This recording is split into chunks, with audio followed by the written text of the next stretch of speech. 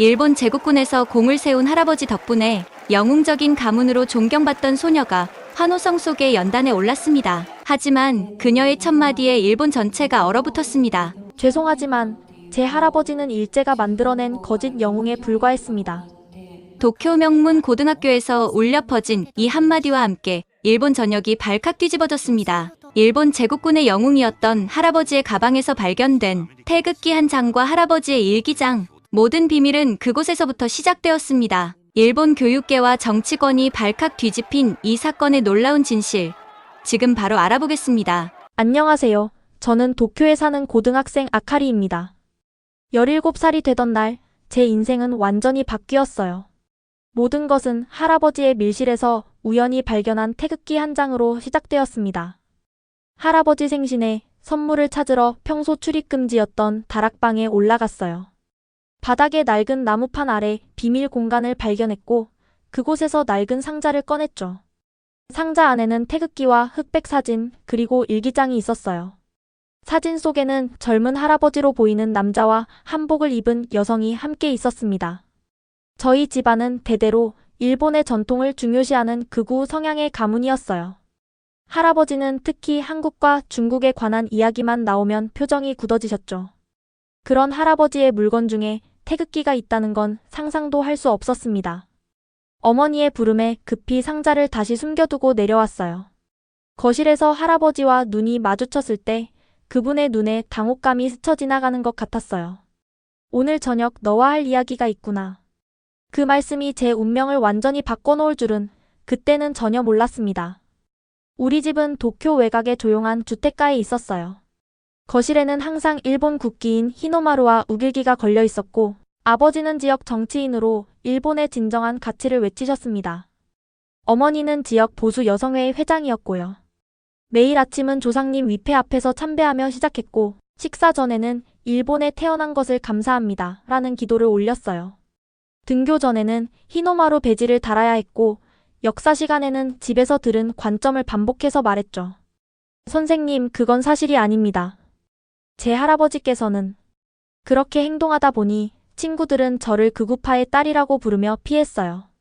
방과 후에는 아버지가 운영하는 일본 정신수호회 청소년부에 참여했고 거기서 올바른 역사관을 배웠습니다.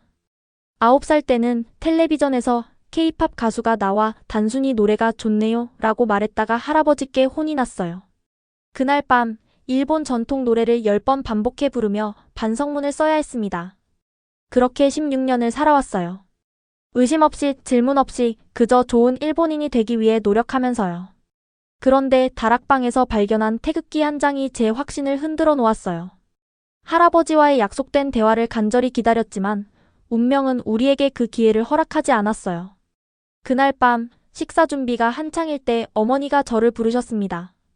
아카리, 할아버지께서 좀 편찮으신 것 같아.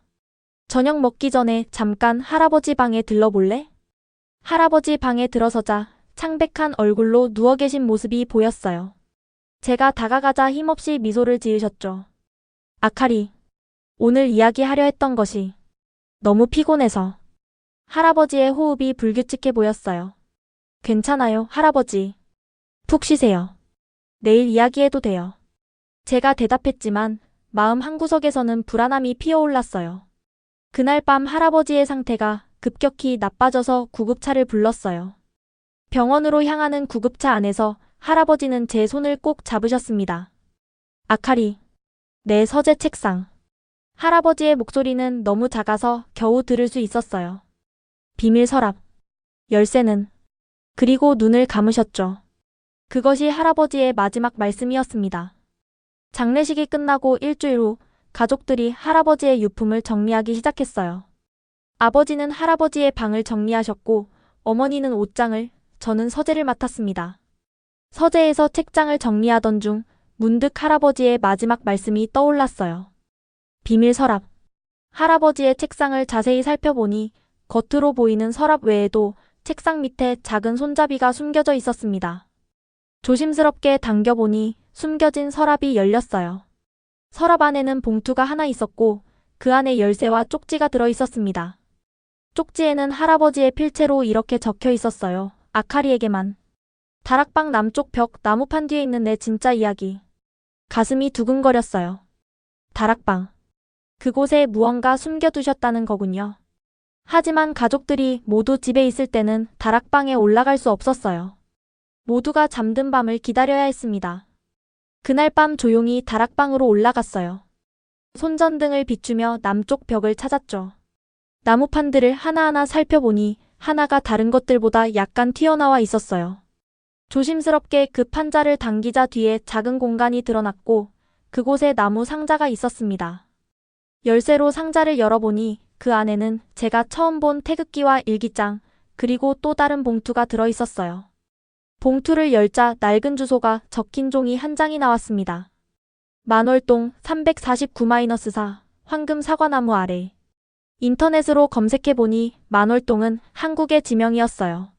할아버지와 한국. 점점 더 알 수 없는 수수께끼가 깊어져 갔습니다. 나중에 아버지께 조심스럽게 물어봤어요. 아버지, 혹시 할아버지가 다락방에 무언가 보관하신 적 있나요? 아버지는 잠시 망설이시더니 대답하셨어요. 할아버지는 특별한 물건들을 여러 곳에 보관하셨어. 왜 묻니? 아니, 그냥 궁금해서요.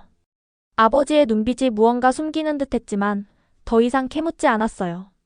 지금은 일기장을 통해 할아버지의 비밀을 직접 알아내야 할 때라고 생각했으니까요. 할아버지의 일기장을 펼치자 할아버지의 깔끔한 필체로 쓰인 일본어 문장들이 보였어요. 첫 페이지에는 1956년 3월 24일 날짜와 함께 충격적인 내용이 적혀 있었죠.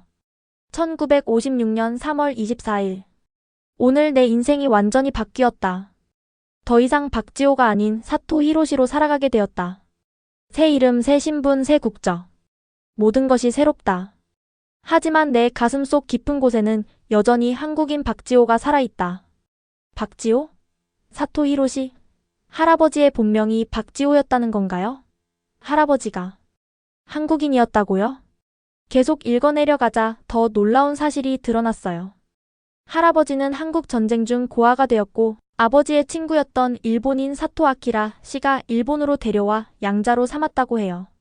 할아버지는 자신의 출신을 숨기기 위해 오히려 극단적인 일본 국가주의자가 되어갔던 거였어요. 1972년 9월 5일. 오늘 아내에게 거짓말을 했다. 과거 한국에 다녀온 적이 있냐고 물었을 때 단호하게 부정했다. 내 아내 박지호는 점점 더 깊은 어둠 속으로 사라져간다. 때로는 거울을 보며 내가 누구인지 혼란스럽다. 하지만 이제 돌이킬 수 없다. 내 아이들은 순수한 일본인으로 자라야 한다. 그들에게 절대 진실을 말해서는 안 된다. 할아버지의 마지막 일기는 돌아가시기 몇 주 전의 기록이었어요. 2023년 9월 28일. 아카리가 점점 자라고 있다. 그 아이의 눈에서 때로는 의문을 본다. 마치 그 아이는 무언가를 감지하는 것 같다. 이제 나는 늙었고 진실을 가지고 무덤으로 갈 시간이 얼마 남지 않았다. 하지만 때로는 아카리에게 진실을 말해주고 싶다. 그 아이라면 이해할 수 있을지도 모른다. 만월동에 있는 내 옛집, 그곳에 나의 모든 것이 남아있다. 언젠가 아카리가 그곳을 찾아갈 수 있다면 할아버지의 마지막 소원은 제가 진실을 알게 되는 것이었군요. 그리고 저는 결심했어요. 만월동에 가서 할아버지의 과거를 찾아야겠다고요. 일기장의 내용은 제 세계관을 완전히 뒤흔들어 놓았어요. 항상 순수한 일본인이라는 자부심을 가르치던 할아버지가 사실은 한국인이었다니. 할아버지의 본명은 박지호였고 1937년 한국 경기도 만월동에서 태어났다고 해요. 한국 전쟁 중 부모님을 잃고 일본으로 건너오게 되었죠. 할아버지는 겉으로는 완벽한 일본인 사토 히로시로 살았지만 내면에서는 항상 한국인 박지호였던 거예요. 할아버지의 이중의 삶이 얼마나 고통스러웠을까요? 1985년 4월 12일. 오늘 꿈에서 만월동 집을 보았다. 우리 집 마당에 있던 사과나무, 어머니가 매일 아침 물을 주던 그 나무.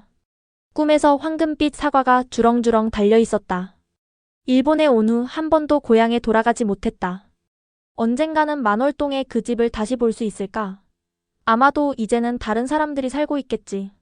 하지만 나의 소중한 물건들은 아직 그곳 사과나무 아래에 묻혀 있을 것이다.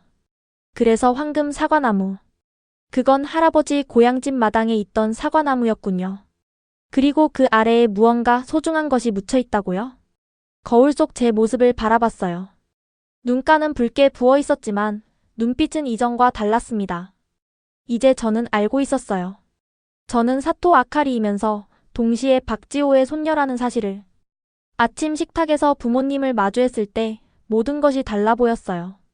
평범하게 느껴졌던 가족의 아침 풍경이 이제는 커다란 거짓말처럼 느껴졌습니다. 며칠 후 용기를 내서 진실을 말했어요. 아버지, 어머니. 저는 할아버지의 일기장을 읽었어요. 할아버지가 한국인이셨다는 것, 본명이 박지호였다는 것, 그리고 만월동에 소중한 것을 묻어두셨다는 것까지. 부모님의 표정이 굳어졌어요. 아버지는 분노로, 어머니는 두려움으로 가득 찬 얼굴이었죠.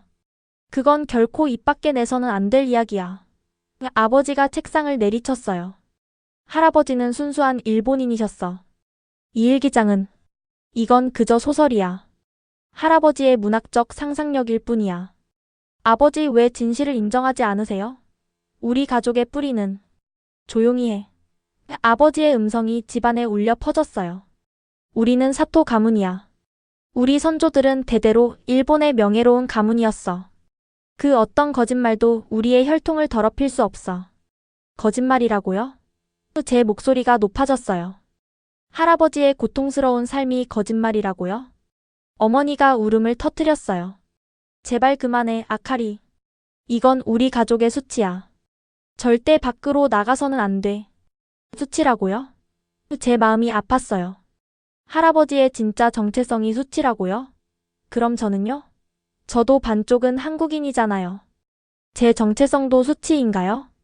아버지는 일기장을 가지고 방을 나가셨고 어머니도 저를 도울 수 없다는 표정이었어요.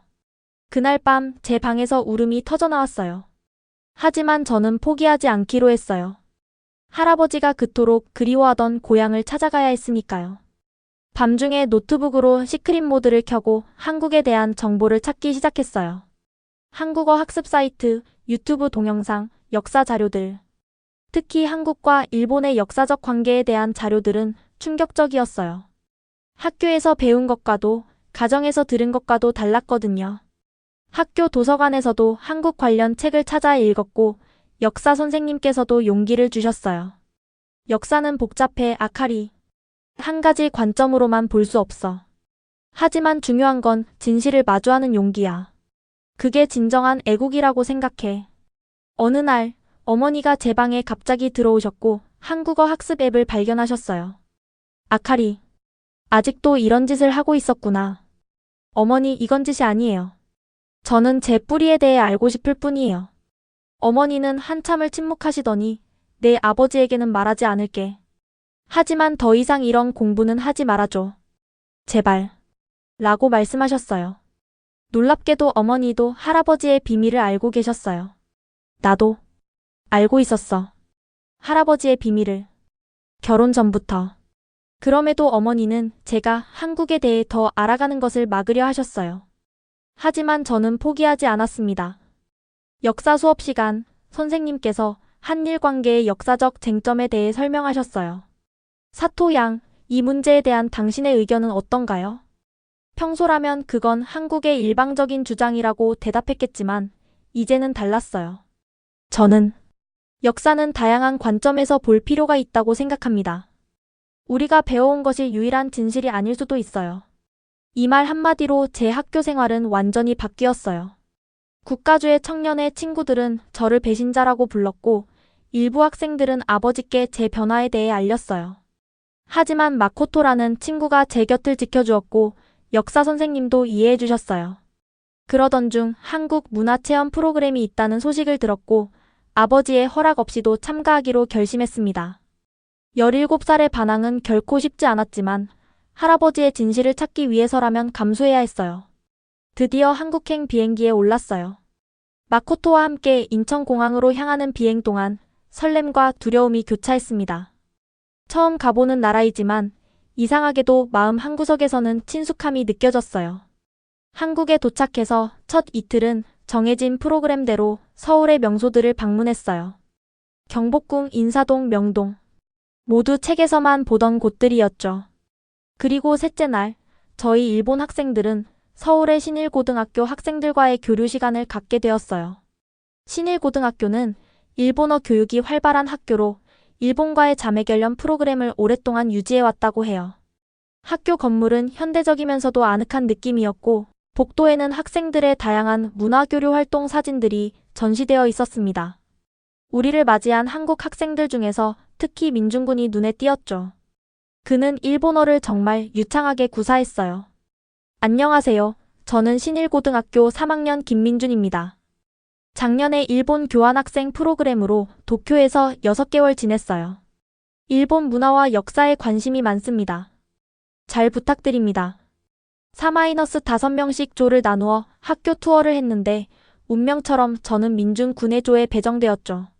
학교를 둘러보며 이야기를 나누다가 용기를 내어 조심스럽게 질문을 던졌어요. 혹시 만월동이라는 곳을 아세요? 민준 군은 핸드폰으로 찾아보니 대답했어요. 만월동. 지금은 그런 이름의 동네가 없어요. 예전 지명인데 지금은 행정구역이 바뀌었거든요. 특별한 이유가 있으신가요? 사실 제 가족 중 한 분이 그곳 출신이에요. 오래전 이야기지만 한번 가보고 싶어서요. 민준 군의 눈이 호기심으로 빛났어요. 정말 흥미롭네요. 우연히도 제 외할아버지가 지역 역사 연구회 회원이시라 옛 지명에 대해 많이 알고 계세요. 제가 전화로 여쭤볼게요. 민준 군이 잠시 전화 통화를 한 후 돌아왔어요. 외할아버지께서 말씀하시길 만월동은 지금의 용인시 수지구 지역이라고 하세요. 그리고 황금 사과나무는 예전에 그 지역에 있던 큰 사과나무를 사람들이 그렇게 불렀대요. 심장이 빠르게 뛰기 시작했어요. 할아버지의 일기에 나온 그 사과나무가 실제로 존재했던 거예요. 혹시 그곳에 가보실 계획이 있으신가요? 민준 군이 물었어요. 네, 자유시간에 가보고 싶어요. 하지만 어떻게 가야 할지 모르겠어요. 그곳은 서울에서 좀 멀어요. 대중교통으로 가려면 복잡할 수도 있는데. 민준 군이 잠시 생각하더니 밝게 웃었어요. 제 아버지께서 주말에 용인에 볼 일이 있으시다고 했는데 혹시 그때 저희와 함께 가보는 건 어떨까요? 외할아버지도 함께 모시고 가면 더 많은 이야기를 들을 수 있을 거예요. 너무 기쁘고 감사했지만 잠시 망설였어요. 정말요? 하지만 그렇게 해도 괜찮을까요? 너무 폐를 끼치는 것 같아서. 전혀요. 저도 이런 역사적인 이야기에 관심이 많거든요. 외할아버지도 옛 이야기를 나눌 누군가를 만나면 정말 좋아하실 거예요. 마코토도 옆에서 고개를 끄덕였어요. 정말 운이 좋네, 아카리. 이런 기회가 또 있을까? 민준 군의 친절한 제안에 감사하게 수락했어요.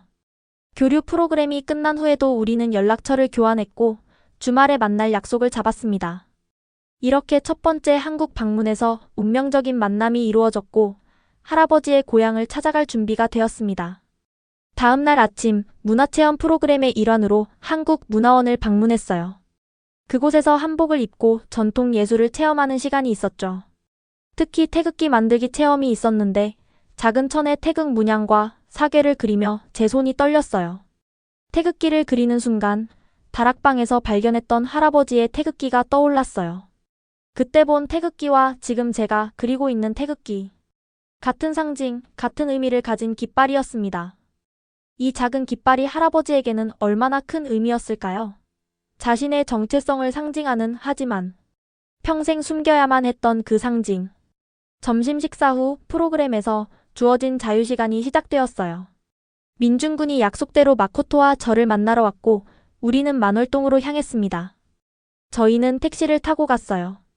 차를 타고 약 1시간 서울의 빌딩 숲을 벗어나 점점 한적한 지역으로 들어섰어요.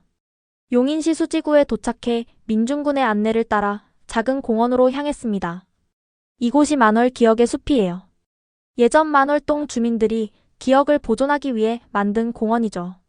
민준 군의 설명에 가슴이 뛰었어요. 공원 중앙에는 작은 기념비가 있었고 거기에는 만월동 황금 사과나무 터라고 쓰여 있었어요. 기념비 뒷면에는 만월동 원주민 명단이 한글로 새겨져 있었고 민준 군이 하나하나 읽어주셨죠. 그러다 갑자기 멈춰서서 제게 알려주었어요. 여기 있어요. 박지호 가족 마이너스 만월동 349-4. 제 심장이 멎는 줄 알았어요. 이곳에 할아버지의 이름이 새겨져 있다는 건 할아버지가 정말 이곳에 살았다는 증거였으니까요. 공원 주변을 둘러보다 오래된 집에 살고 계신 할머니를 만났어요. 민준군과 조심스럽게 한국어로 물어보았고 그 할머니의 대답을 통역해 주었죠. 박지호? 박 노인네 아들 말이니? 349-4에 살았던? 네, 맞아요. 너무 흥분해서 일본어로 대답했지만 민준군과 재빨리 한국어로 바꿔 말했어요. 아이고 그 아이. 전쟁 때 고아가 됐지. 부모님 모두 폭격으로 돌아가시고. 그 후로 소식이 끊겼어. 일본으로 갔다는 소문이 있었지만 확실하진 않았어. 놀랍게도 할머니는 어린 박지호를 기억하고 계셨어요. 게다가 더 놀라운 이야기를 들려주셨죠. 그 아이가 떠나기 전날 밤 사과나무 아래에서 뭔가를 묻는 걸 봤어. 밤이었는데 우연히 창밖을 내다보다가 그 아이가 작은 상자를 땅에 묻는 걸 봤어. 민준군과 마코토 그리고 저는 서로를 바라봤어요. 할아버지의 일기에 있던 내용이 사실이었던 거예요. 할머니의 도움으로 공원 관리인에게 양해를 구하고 황금 사과나무가 있었다는 자리를 파보기로 했어요. 민준군이 준비해온 작은 삽으로 조심스럽게 땅을 파내기 시작했죠. 약 50cm 정도 파내려가자 삽이 무언가 단단한 것에 부딪혔어요. 뭔가 있어. 마코토가 흥분해서 외쳤어요. 조심스럽게 더 파내려가니 녹슨 금속 상자가 모습을 드러냈습니다. 한글로 박지호의 보물이라고 쓰여 있었어요. 떨리는 손으로 상자를 꺼내 열었어요. 안에는 오래된 노트, 흑백 사진 몇 장, 그리고 작은 태극기가 담겨 있었습니다. 할아버지의 소중한 보물들. 그가 일본으로 떠나기 전에 자신의 기억과 정체성을 담아둔 상자였어요. 노트를 펼쳐보니 어린 소년의 깨끗한 필체로 쓰인 한글이었어요. 민준군이 몇 페이지를 읽어주었는데 마지막 페이지의 내용에 모두 눈물을 흘렸어요. 1953년 9월 10일. 내일 나는 일본으로 간다. 사토 아저씨가 나를 데려가 준대. 엄마, 아빠가 없는 이곳에 더 이상 있을 수 없대. 하지만 난 만월동을 잊지 않을 거야. 우리 집, 우리 학교, 그리고 이 황금 사과나무. 언젠가 꼭 돌아올 거야. 그때까지 내 보물들은 사과나무 아래에 묻어둘게. 만월동에서의 나, 박지호는 이곳에 남겨두고 간다. 하지만 내 마음속에는 항상 한국인 박지호가 살아있을 거야. 12살 소년의 순수하고 슬픈 고백을 들으며 할아버지가 평생 가슴에 품었을 그리움이 저를 덮쳤어요. 할아버지의 마지막 바람은 돌아오는 것이었지만 그는 끝내 돌아오지 못했어요. 대신 손녀인 제가 70년 만에 이 자리에 와서 그의 보물을 찾았네요. 이걸 일본으로 가져가도 될까요? 민준군에게 조심스럽게 물었어요. 물론이죠. 이건 아카리 씨 할아버지의 것이니까요. 이제는 당신 것이에요. 근데 번역을 하고 싶은데 괜찮다면 사진 좀 찍어가도 될까요? 네, 물론이죠. 저도 한국어를 못하기 때문에 감사할 것 같아요. 서울로 돌아오는 길, 상자를 품에 안고 창밖을 바라봤어요. 오늘 저는 할아버지의 진짜 모습, 그리고 제 뿌리의 일부를 찾은 것 같았습니다. 일본으로 돌아오는 비행기 안에서 할아버지의 보물 상자를 어떻게 집에 가져갈지 걱정되었어요. 마코토가 제안했죠. 내 캐리어에 넣어서 가져가자. 그럼 검사대에서 따로 설명할 필요도 없을 거야. 고마워, 마코토. 항상 날 도와줘서. 하네다 공항에 도착하자 예상대로 아버지가 마중 나와 계셨어요. 멀리서도 그분의 표정이 심상치 않아 보였습니다. 분명 제가 프로그램 일정을 벗어났다는 소식을 들으셨을 거예요. 아버지 다녀왔습니다. 긴장된 목소리로 인사했어요. 아버지는 무거운 침묵 속에 고개만 끄덕이셨고 마코토에게도 간단히 인사하셨어요. 주차장으로 향하는 동안 등 뒤로 아버지의 시선이 따갑게 느껴졌습니다. 차에 오르자마자 예상했던 질문이 날아왔어요. 한국에서 무슨 짓을 한 거니? 아버지의 목소리는 차갑고 날카로웠어요. 저 문화체험 프로그램에 참여했어요. 거짓말 그만해라. 학교 프로그램 담당 선생님으로부터 전화가 왔다. 내가 정해진 일정에서 벗어났다고 하더구나. 한국 남자와 함께 서울 외곽으로 간 것까지 보고받았다. 침묵이 흘렀어요. 더 이상 변명할 수 없었죠. 차창 밖으로 스쳐 지나가는 도쿄의 풍경을 바라보며 깊은 숨을 들이쉬었어요. 만월동에 갔었어요. 결국 진실을 말했어요. 아버지의 손이 핸들을 꽉 움켜쥐었어요. 그의 얼굴이 창백해졌죠. 뭐라고? 어떻게 그곳을? 아버지의 목소리가 떨렸어요. 할아버지의 고향이잖아요. 할아버지가 그곳에 무언가를 남겨두셨다고 일기에 쓰셨고, 저는 그것을 찾고 싶었어요. 집까지의 나머지 시간은 무거운 침묵 속에 흘러갔어요. 현관문을 열자 어머니가 걱정스러운 표정으로 저희를 맞이하셨죠. 무슨 일이에요? 어머니가 긴장된 분위기를 느끼고 물으셨어요. 거실로 가자 아버지의 목소리는 감정을 억누르는 것 같았어요. 세 사람이 거실에 앉았을 때 아버지가 입을 여셨어요.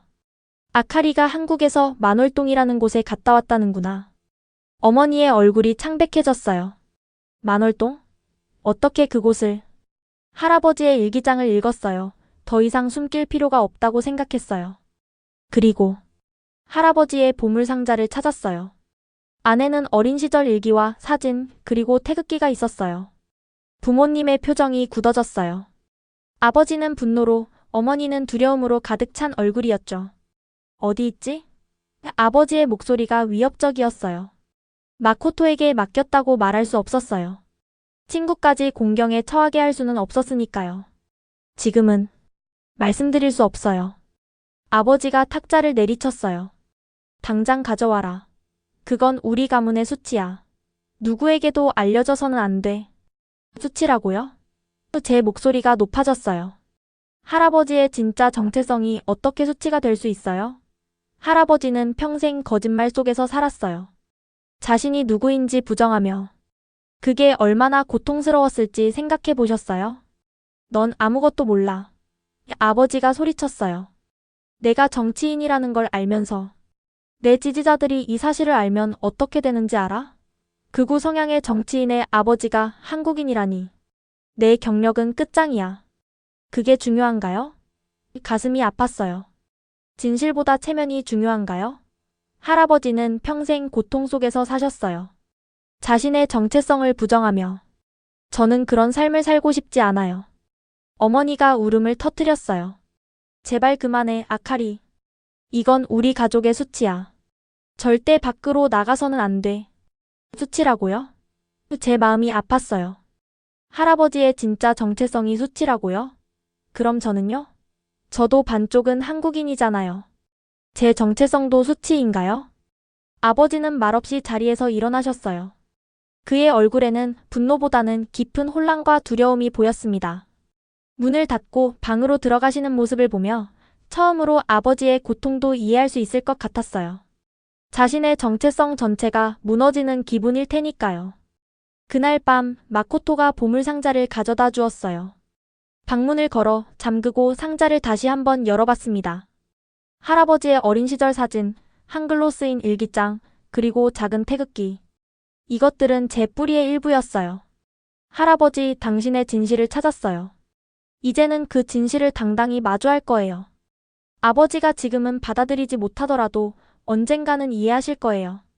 창밖의 밤하늘을 바라보며 결심했어요. 이것은 끝이 아닌 시작이었습니다. 할아버지의 고향, 그리고 제 뿌리를 더 깊이 알아가야 했으니까요. 할아버지의 보물상자를 찾아왔지만 귀국 후에도 마음이 계속 한국에 머물러 있었어요. 특히 할아버지의 일기에 자주 등장하는 누나 미숙에 대한 생각이 자꾸만 떠올랐습니다. 70년이 지났어도 그분이 아직 살아계실지도 모른다는 생각에 가슴이 뛰었어요. 다시 한국에 가봐야겠어. 어느 날 밤 결심했어요. 마코토에게 전화했죠. 나 다시 한국에 갈 거야. 할아버지의 누나를 찾고 싶어. 정말? 어떻게 갈 건데? 부모님이 허락하실까? 부모님은 모르셔도 돼. 내 저금통에 모아둔 돈으로 비행기 표를 살 수 있어. 일주일만 다녀올 거야. 마코토가 걱정스러운 목소리로 말했어요. 너 혼자 가는 건 위험할 것 같은데. 나도 같이 갈게. 민중군에게 연락해서 한국 방문 계획을 알렸어요. 기꺼이 도움을 주겠다고 했죠. 지난번에 만월동에서 찾은 단서들을 좀 더 조사해봤어요. 할아버지 누나의 행방을 찾을 수 있을지도 모르겠어요. 비행기 표를 예약하고 짧은 여행 계획을 세웠어요. 아버지에게는 학교 친구들과 도쿄 근교로 수학여행을 간다고 거짓말했고 어머니에게는 실제 계획을 조금 털어놓았죠. 어머니 사실 저 다시 한국에 가볼 거예요. 할아버지의 누나를 찾아보고 싶어요. 어머니는 깜짝 놀라셨어요. 아카리, 내 아버지가 알면 제발 비밀로 해주세요. 일주일만 다녀올게요. 매일 연락할게요. 어머니는 한참을 망설이시다가 마침내 한숨을 내쉬셨어요. 너무 위험한 짓이야. 하지만 내가 그렇게 결심했다면 말릴 수는 없겠구나. 대신 약속해. 매일 연락할 것, 그리고 반드시 일주일 후에 돌아올 것. 출발 전날 밤 짐을 싸면서 가슴이 두근거렸어요. 내일이면 다시 한국에 가는 거예요. 이번에는 할아버지의 남겨진 가족을 찾기 위해 티켓과 여권을 베개 밑에 숨겨두고 잠들기 전에 창밖의 별을 바라봤어요. 할아버지, 이번에는 꼭 누나를 찾아드릴게요. 할아버지가 평생 그리워하셨던 분을 제가 대신 만나볼게요. 인천공항에 도착했을 때 가슴이 두근거렸어요. 두 번째 한국 방문이지만 이번엔 더 큰 사명감을 느꼈습니다. 공항에서 민준군과 우리를 기다리고 있었어요. 아카리 씨, 마코토 씨, 다시 만나게 되어 반갑습니다. 민준군이 밝게 웃으며 인사했어요. 도움을 주셔서 정말 감사해요. 진심으로 고마워했어요. 어디에 묵으실 계획인가요? 아직 정하지 못했어요. 마코토가 대답했어요. 걱정 마세요.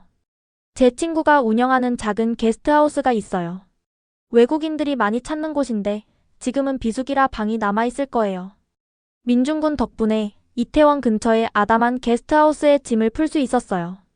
짐을 풀고 나서 우리는 카페에 앉아 앞으로의 계획을 세웠습니다.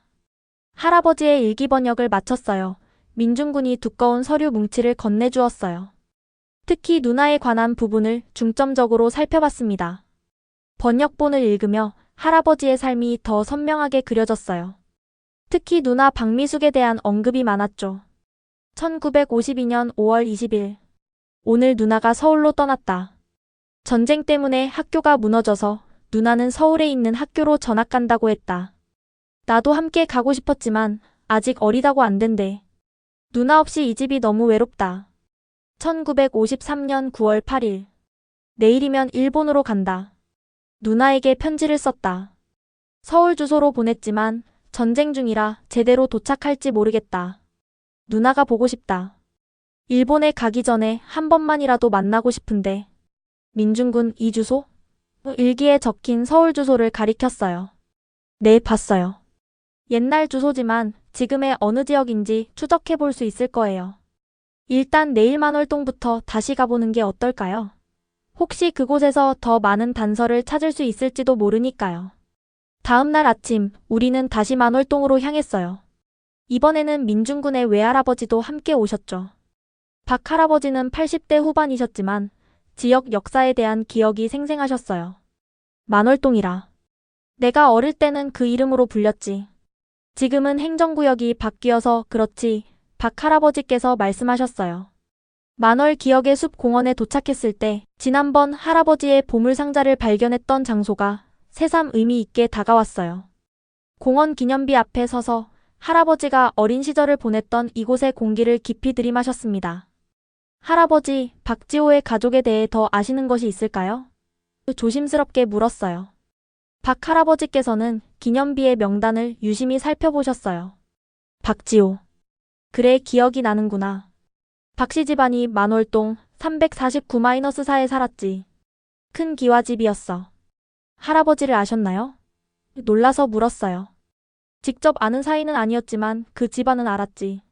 박지호의 아버지는 마을에서 존경받는 선생님이셨어. 일제시대에도 몰래 한글을 가르치셨다고 하던데. 전쟁 때 안타깝게 돌아가셨지. 할아버지의 아버지, 즉 제 증조 할아버지께서 선생님이셨다니. 처음 듣는 이야기였어요. 그 집안에 다른 가족은 없었나요? 박지호의 형제자매라든지. 박 할아버지는 잠시 생각에 잠기셨다가 대답하셨어요. 글쎄, 누나가 한 명 있었던 것 같아. 박지호가 일본으로 간 후에도 그 누나는 여기 남았다고 들었어. 심장이 빠르게 뛰기 시작했어요. 할아버지의 누나. 대고모뻘 되시는 분이 한국에 계셨다는 거네요. 그 누나분은 어떻게 되셨는지 아세요? 글쎄, 전쟁 후에 어디론가 이사 갔다고 들었어. 아마 서울 쪽으로. 이름이. 맞다. 박미숙이었어. 박미숙. 할아버지 일기에서 본 그 이름이었어요. 그분이 아직 살아계신다면 90대가 넘으셨을 텐데. 수지구 문화원에 가보죠. 민중군이 제안했어요. 혹시 옛 주민들에 대한 기록이 있을지도 모르니까요. 수지구 문화원에는 행운이 따랐어요. 한국전쟁 이후 만월동 주민들의 거주지 변동에 관한 오래된 기록이 있었습니다. 그 중에 박미숙 마이너스 서울시 종로구 이주라는 기록을 발견했어요. 종로구라. 서울 도심이네요. 민중군이 말했어요. 그때 이후의 기록은 없나요? 문화원 직원분이 머리를 흔드셨어요.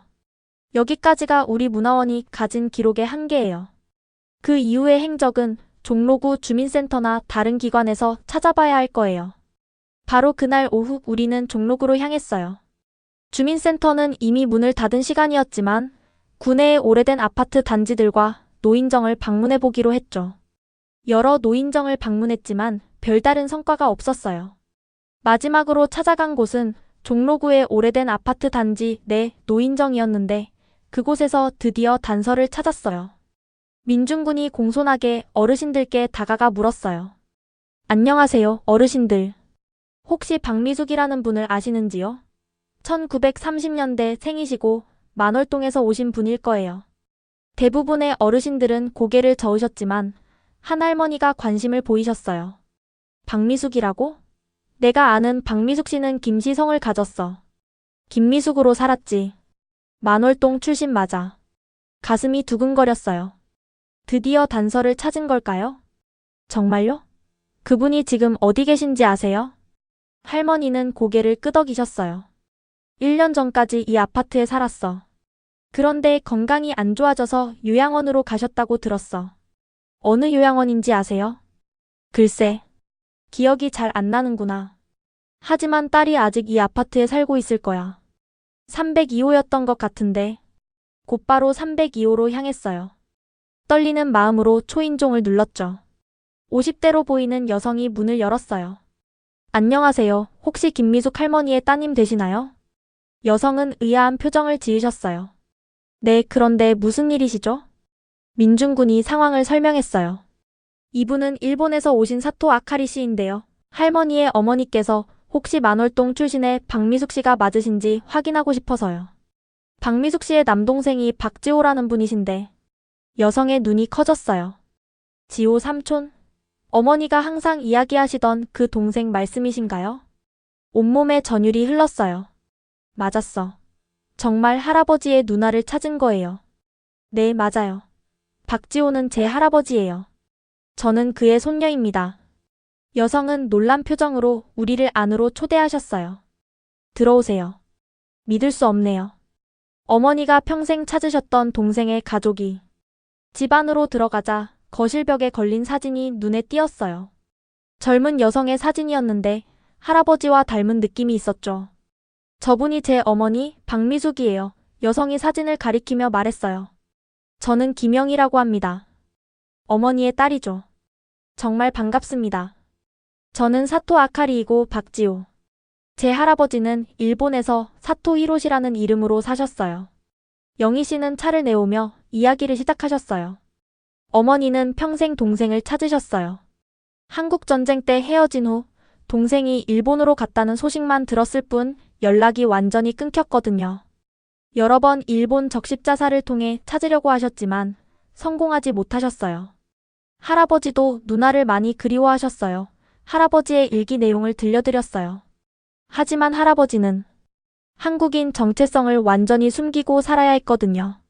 일본에서 극우 성향의 가정의 양자로 들어가셨고 그 사실을 누구에게도 말할 수 없으셨어요.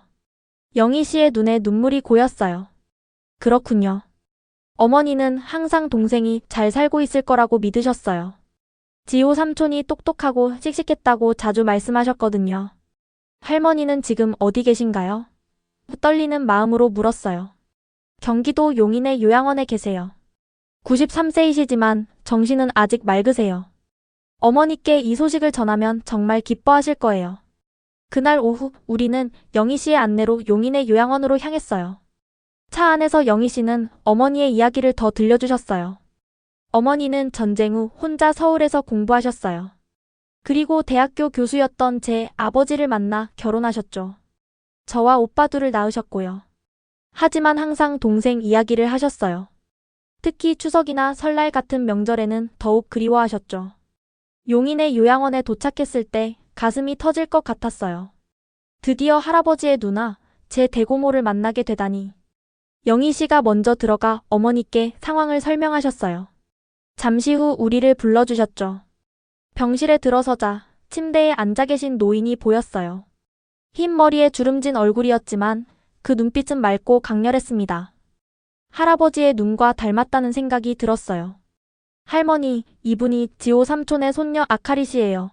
영희 씨가 저를 소개했어요. 김미숙 할머니의 눈에 눈물이 고였어요. 그녀는 떨리는 손을 뻗어 제 얼굴을 감싸셨습니다. 정말 지호의 손녀인가? 내 동생이. 아이고, 이런 날이 오다니. 저도 눈물을 참을 수 없었어요. 네, 할머니. 저는 박지호. 사토 히로시의 손녀 아카리입니다. 정말 지호의 손녀인가? 김미숙 할머니의 떨리는 목소리가 병실에 울려 퍼졌어요. 할머니의 손이 제 얼굴을 감싸고 있었고 그 손길에는 70년의 그리움이 담겨 있었습니다. 네, 할머니. 할아버지는 일본에서 사토 히로시라는 이름으로 사셨어요.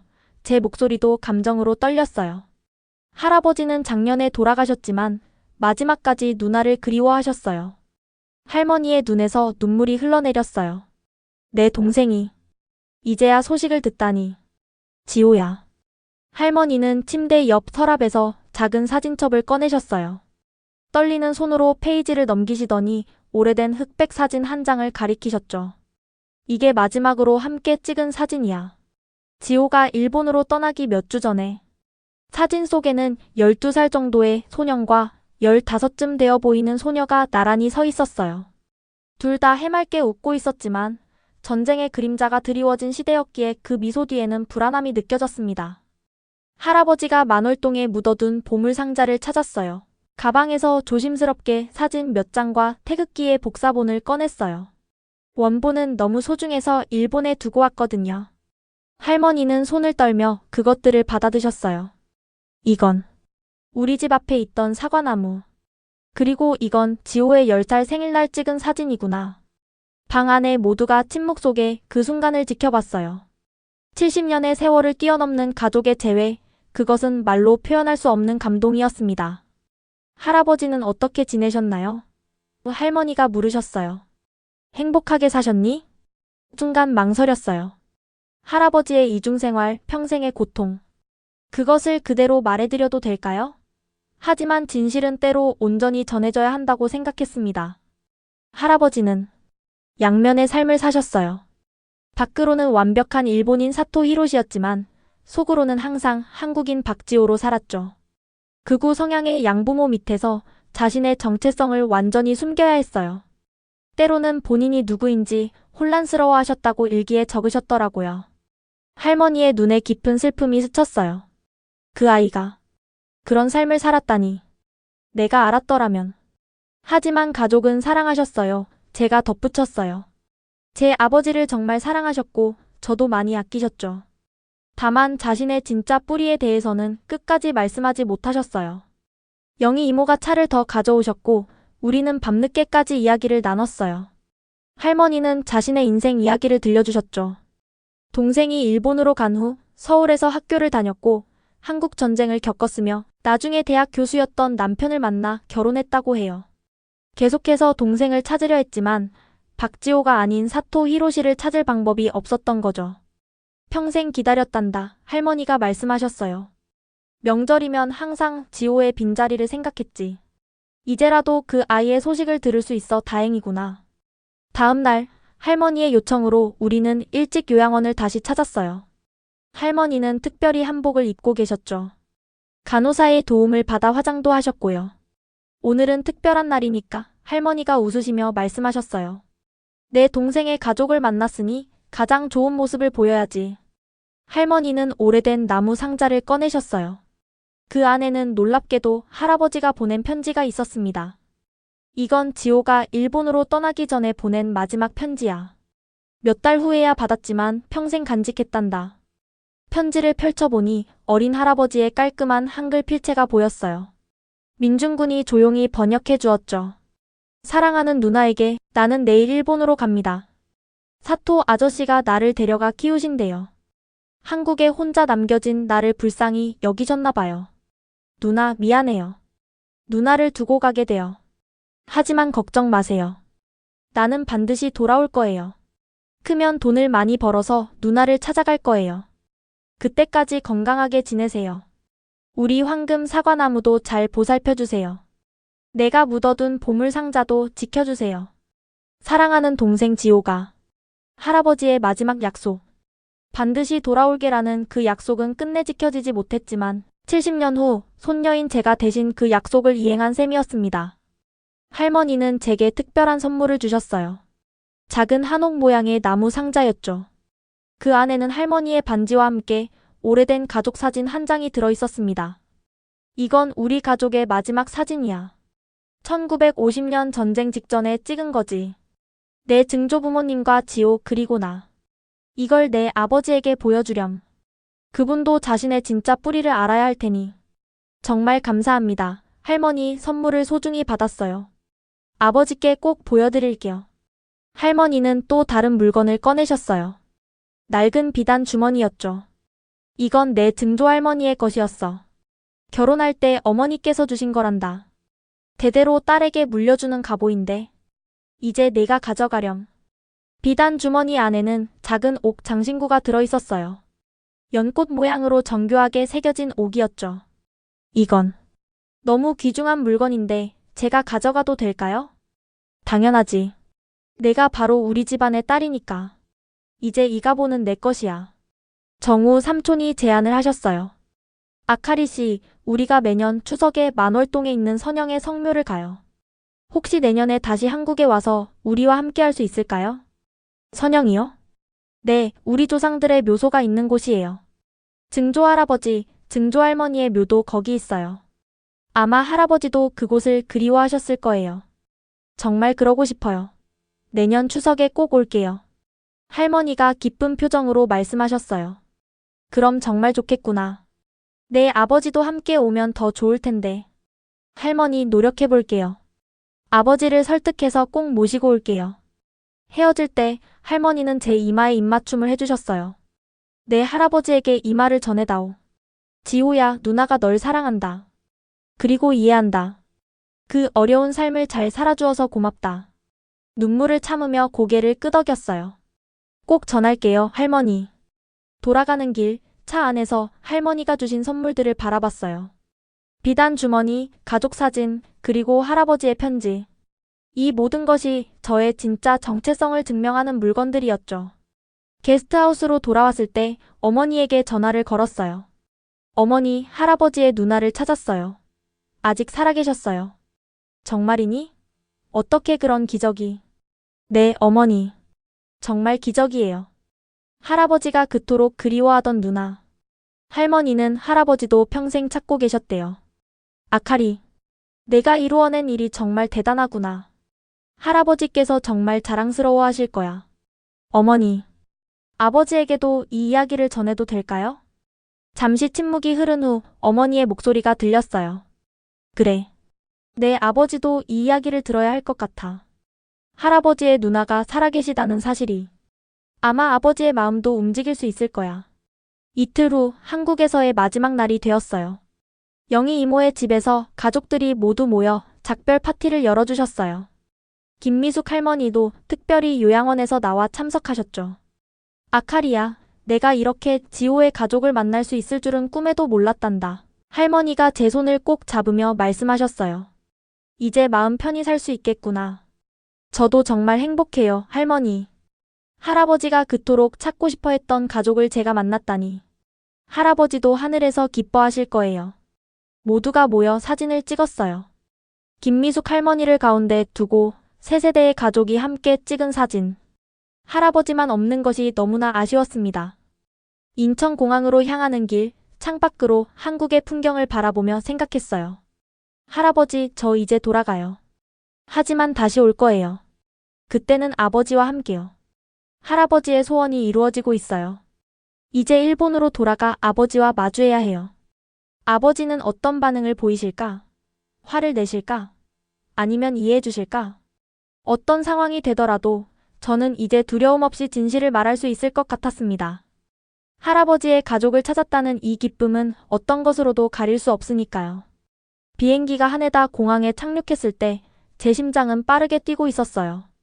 가방 안에는 김미숙 할머니가 주신 소중한 선물들이 담겨 있었고 마음속에는 할아버지의 진실된 모습이 더 선명하게 자리 잡고 있었습니다. 이제는 아버지와 마주해야 할 시간이었어요. 입국장으로 나오자 멀리서 익숙한 모습이 보였습니다. 아버지였어요. 평소의 엄격한 표정 대신 조금은 불안하고 기대에 찬 표정으로 서 계셨죠. 마코토가 제 어깨를 톡톡 쳤어요. 용기를 내. 난 내 편이야. 깊은 숨을 들이쉬고 용기를 내어 아버지 앞으로 걸어갔어요. 아버지 돌아왔어요. 아버지의 반응은 예상과 달랐어요. 격한 꾸짖음 대신 아버지는 잠시 저를 바라보시더니 조용히 말씀하셨어요. 무사히 돌아왔구나. 차로 향하는 동안 침묵이 이어졌어요. 마코토는 자신의 집으로 가는 길에 우리와 헤어졌고 저는 아버지와 단둘이 남았습니다. 차 안에서 아버지가 먼저 입을 여셨어요. 어머니에게서 말을 들었다. 할아버지, 누나를 찾았다고. 놀라서 아버지를 바라봤어요. 어머니가 모든 것을 말씀하셨군요. 네, 아버지. 김미숙 할머니. 93세이시지만 정신이 또렷하세요. 할아버지를 평생 찾고 계셨대요. 아버지의 손이 핸들을 꽉 움켜쥐었어요. 그의 얼굴에는 복잡한 감정이 스쳐 지나갔습니다. 그분이 우리 할아버지의 누나라는 증거는 뭐지? 할아버지의 본명, 그분의 부모님 이름, 만월동 주소까지 모두 일치해요. 게다가 할아버지가 일본으로 떠나기 전에 보낸 편지도 아직 갖고 계세요. 집에 도착할 때까지 아버지는 더 이상 질문하지 않으셨어요. 현관문을 열자 어머니가 안도의 표정으로 우리를 맞이하셨죠. 아카리 무사히 돌아왔구나. 어머니는 저를 꼭 안아주셨어요. 그 품에서 잠시 안도감을 느꼈습니다. 저녁 먹고 이야기하자 아버지가 말씀하셨어요. 조용한 식사 후 거실에 모여 앉았어요. 저는 가방에서 김미숙 할머니가 주신 선물들을 조심스럽게 꺼냈습니다. 할머니가 주신 거예요. 사진첩을 먼저 내밀었어요. 이 사진 속에 있는 분들이 할아버지의 부모님, 즉 아버지의 친조 부모님이세요. 아버지는 떨리는 손으로 사진첩을 받아들었어요. 페이지를 넘기며 그의 표정이 점점 변해갔습니다. 특히 어린 할아버지의 사진에서 오랫동안 시선을 떼지 못하셨어요. 아버지가 이렇게 생겼었구나. 아버지의 목소리가 떨렸어요. 이런 모습은 본 적이 없어. 할아버지의 아버지, 즉 증조 할아버지는 마을에서 존경받는 선생님이셨대요. 일제시대에도 몰래 한글을 가르치셨다고 해요. 그래서 일제의 감시를 많이 받으셨다고. 비단 주머니를 꺼내자 어머니가 숨을 들이켰어요. 이건 정말 아름다운 옥이구나. 네, 할머니가 주셨어요.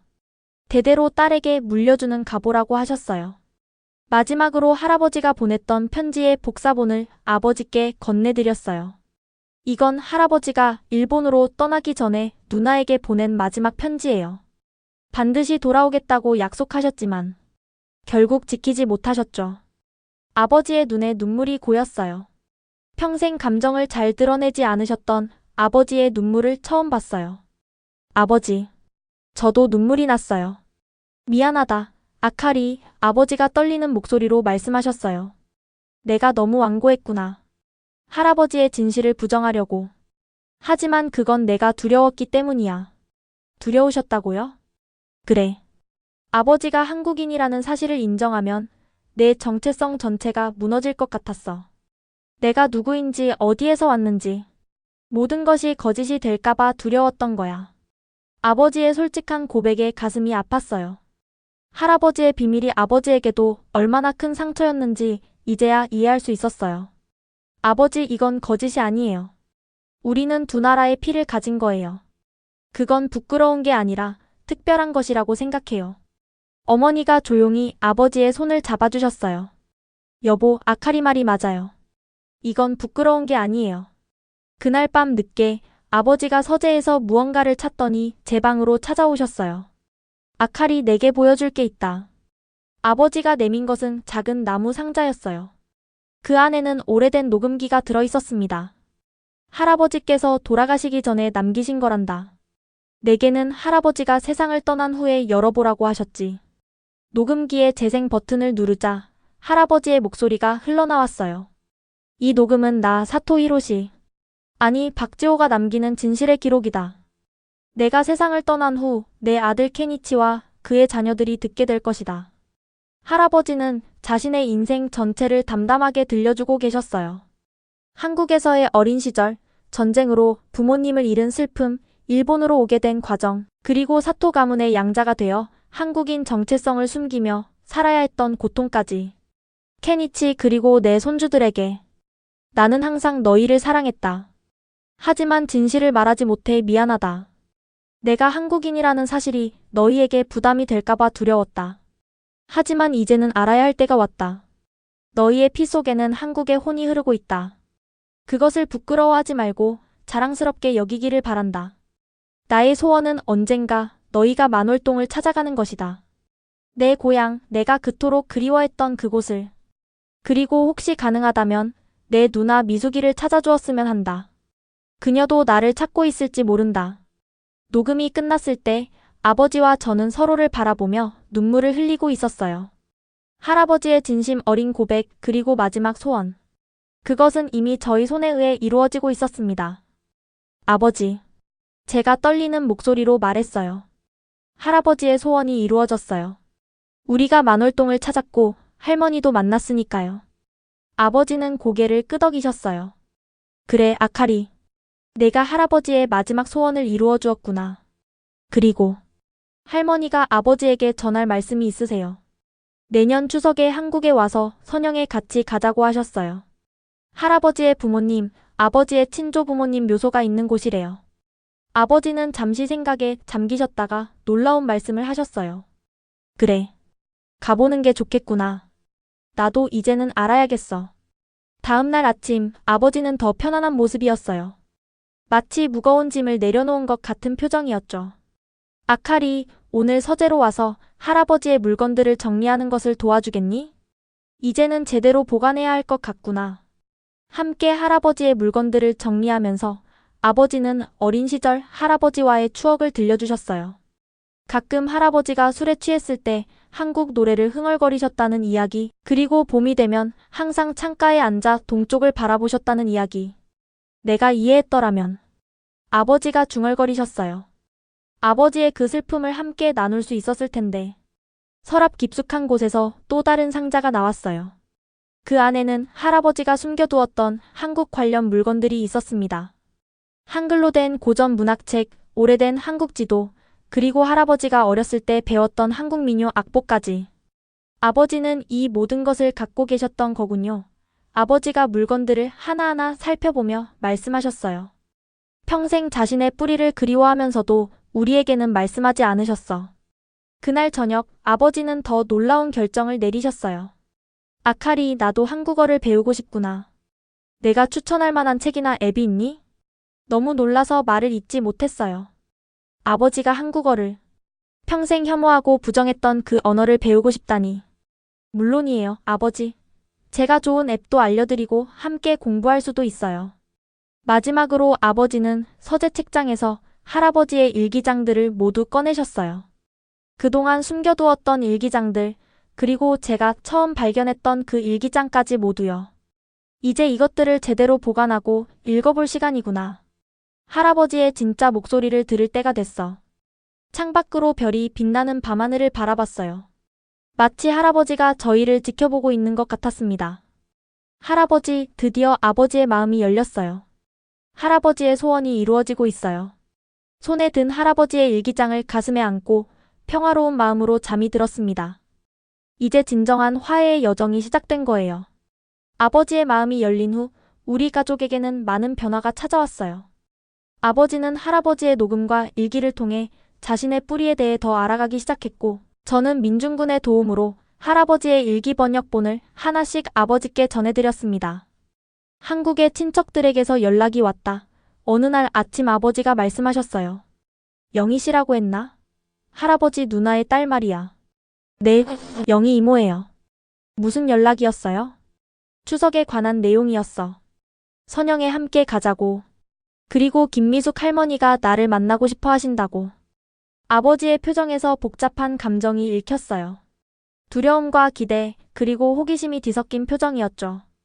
아버지 정말 같이 가실 거예요? 아버지는 깊은 숨을 들이쉬셨어요. 그래.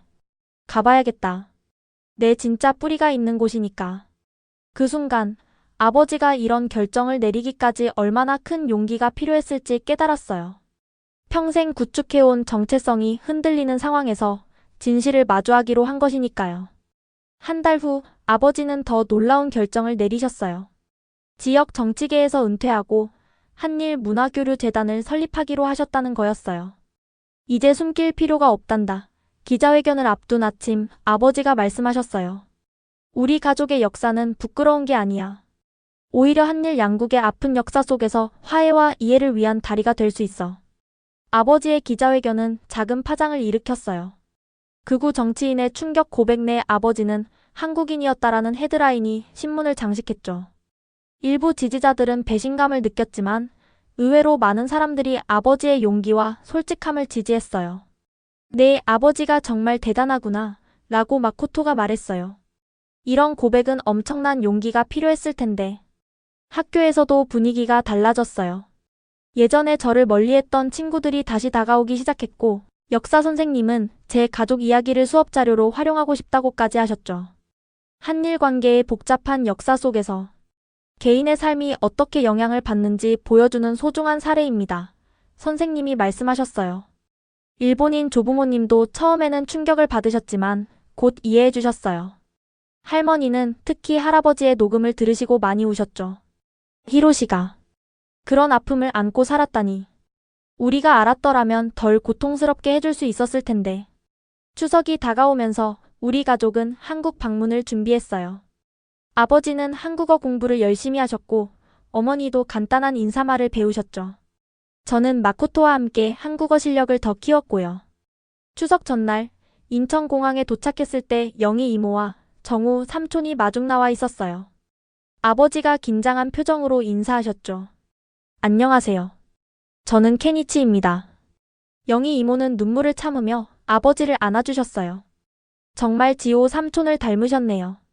어머니가 너무 기다리고 계세요. 용인의 요양원에 도착했을 때 김미숙 할머니는 한복을 차려입고 기다리고 계셨어요. 아버지를 보시자마자 할머니의 눈에서 눈물이 흘러내렸죠. 케니치, 정말 지호를 닮았구나. 아버지는 떨리는 무릎을 꿇고 할머니께 인사를 드렸어요. 처음 뵙겠습니다. 고모님. 할머니는 아버지의 얼굴을 어루만지셨어요. 내 동생의 아들이 이렇게 훌륭하게 자랐구나. 지호가 좋은 아버지였나 보구나. 네, 좋은 아버지셨습니다. 비록 자신의 진짜 모습을 숨기셨지만 항상 가족을 사랑하셨어요. 할머니는 아버지에게도 작은 선물을 주셨어요. 할아버지가 어릴 적 가지고 놀던 팽이였죠. 이건 지호가 가장 아끼던 장난감이었어. 이제는 내가 가져가렴. 선물을 받아든 아버지의 표정이 어린아이처럼 밝아졌어요. 마치 오랫동안 잃어버렸던 자신의 일부를 되찾은 것 같아 보였습니다. 다음 날은 추석이었고 우리는 아침 일찍 선영으로 향했어요. 증조할아버지와 증조할머니의 묘소 앞에서 처음으로 가족 모두가 함께 절을 올렸습니다. 아버지는 처음 해보는 한국식 성묘에 서툴렀지만 진심을 다해 참여하셨어요. 선영 한쪽에는 박지호 추모비가 있었어요. 할아버지의 누나인 미숙 할머니가 동생의 영혼이라도 고향에 돌아오길 바라며 세운 것이라고 했죠. 이제 지호의 넋도 편안해지겠구나. 할머니가 추모비 앞에서 말씀하셨어요. 가족이 다시 하나로 모였으니. 그날 저녁 영희 이모의 집에서 크게 차례를 지내고 가족 모두가 모여 식사를 했어요. 김미숙 할머니는 할아버지와의 어린 시절 추억을 더 많이 들려주셨고 아버지는 처음으로 일본에서의 할아버지 모습을 한국 가족들에게 이야기해 주셨죠. 아버지는 항상 봄이 되면 창가에 앉아 동쪽을 바라보셨어요. 어린 저는 이유를 몰랐지만 이제 알 것 같아요. 고향을 그리워하고 계셨던 거죠. 다음 날 우리는 만월동으로 향했어요. 아버지는 할아버지의 보물상자를 발견했던 공원에서 한참 동안 서 계셨어요. 마치 과거와 대화하는 것 같았죠. 이곳이 아버지의 마음의 고향이었구나. 우리는 만월동에서 할아버지가 다녔던 초등학교 터도 찾아갔어요. 학교 건물은 이미 사라졌지만 그 자리에는 작은 기념관이 있었고 거기에는 옛 학생들의 사진이 전시되어 있었습니다. 놀랍게도 1945년 졸업 사진 속에 어린 박지호의 모습도 있었어요. 저 아이가 할아버지군요. 아버지가 사진 속 해맑게 웃고 있는 소년을 가리키셨어요. 한국에서의 일주일은 빠르게 지나갔어요. 마지막 날 공항으로 떠나기 전 할머니와 작별 인사를 나눴죠. 다음에 또 올게요, 할머니. 그때는 더 오래 있을 수 있도록 할게요. 제가 약속했어요. 그래, 아카리야. 이제 우리는 진짜 가족이 되었구나. 거리는 멀어도 마음은 가까워. 할머니는 아버지의 손도 꼭 잡아주셨어요. 케니치야, 지호가 너를 정말 사랑했다는 걸 잊지 마. 그 애는 내가 자랑스러울 거야. 고모님 정말 감사합니다. 저에게 아버지의 진짜 모습을 알려주셔서. 비행기 안에서 아버지는 창밖을 바라보며 말씀하셨어요. 아카리, 내가 없었다면 이 모든 일이 불가능했을 거야. 내 덕분에 내가 진정한 가족을 만났구나. 이건 정말 말로 표현할 수 없는 선물이야. 할아버지가 원하셨던 일이에요, 아버지. 할아버지의 소원이 이루어진 거예요. 도쿄로 돌아온 후 우리 가족의 삶은 더욱 변화했어요. 아버지는 한일 문화교류 재단을 통해 양국 간의 이해와 화해를 위한 프로젝트를 시작하셨고 어머니도 한국 요리를 배우기 시작하셨죠. 저는 학교에서 두 문화 사이에서라는 제목의 발표를 했고 많은 학생들이 관심을 보였어요. 우리 집 거실에는 이제 히노마루와 함께 태극기도 나란히 자랑스럽게 걸려 있습니다. 할아버지의 사진 옆에는 김미숙 할머니와 함께 찍은 가족 사진도 자리하고 있고요. 어느 날 저녁 아버지가 저를 불러 물으셨어요. 아카리, 대학은 어디로 갈 생각이니? 아직 확실하지 않아요.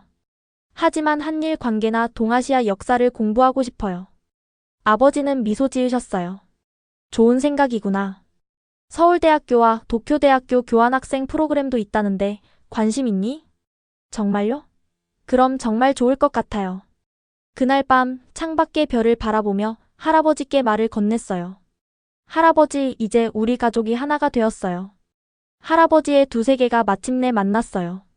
할아버지가 평생 꿈꿔왔던 그 순간이 이루어졌어요. 방 한켠에는 할아버지의 보물상자가 자랑스럽게 놓여 있었고 벽에는 제가 직접 그린 만월동의 황금 사과나무 그림이 걸려 있었습니다.